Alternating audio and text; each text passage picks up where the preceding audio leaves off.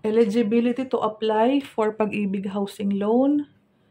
Paano mag-apply or how to avail a Pag-ibig Housing Loan? So number 1, dapat active Pag-ibig member with at least 24 months savings. Ibig sabihin, 2 years ka na pong nagtatrabaho or employed.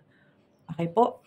Yung pangalawa, not more than 65 years old at the date of the loan application and is not more than 68 years old at the date of the loan maturity. Okay po? Legal capacity to acquire and encumber real estate property. Number 4, no Pag-ibig Housing Loan na foreclosed, na canceled, and bought back or voluntarily surrendered. So sa isang buhay natin, once lang tayo pwedeng mag-avail ng Pag-ibig Housing Loan. In the event na napakalaki ng sahod mo at kaya pang mag-avail ng pangalawa, as long as wala kang na-foreclose. Ibig sabihin ng foreclose, nung bata ka pa, nung dalaga ka pa, kumuha ka ng bahay, pero nagkaroon ng hindi inaasahang pagkakapangyayari na nabitawan or na-stop mo yung payment at nabawi siya ni Pag-ibig. Or kinancel mo yung loan mo, ibig sabihin po niyan, nakapag-loan document signing ka na at na-approve ka ni Pag-ibig. Ibig sabihin, sa system ni Pag-ibig, meron ka ng record. Okay po? Or bought back, or voluntarily binalik mo. Hindi ka na makakaulit-ulit dahil may record ka na. Okay po. Number 5, if with existing Pag-ibig housing account or short-term loan, payment must be updated.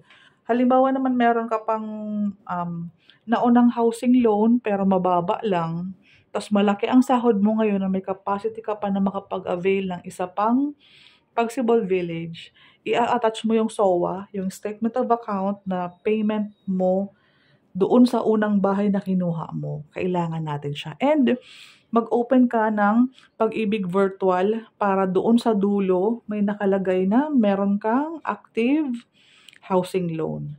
And malaki ang sahod mo, kaya mo pang kumuha ng isa pang property, pwedeng-pwede po yan. So, ganyan po ang idadagdag ko na lang po, dapat po at the moment na kailangan na lang mag-complete tayo ng mga documents, dapat meron kang mga valid ID, primary ID dapat meron. Kailangan po talaga, may TIN ID ka po, and lahat ng mga kailangan. Kung may problema ka sa birth certificate, ayusin mo na ng mas maaga. Kung may problema tayo sa pag-change status, dapat naka-change status na yung mga ID mo. Kung babae kang kakakasal pa lang, kailangan naka-change status na kasi married ka na. Okay po. Wala naman tayong ibang problem sa mga locally employed. Sobrang bilis lang po nito.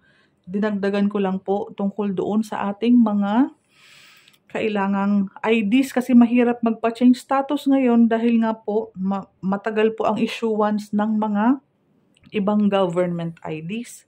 At kailangan po talaga may mga primary ID para PhilHealth.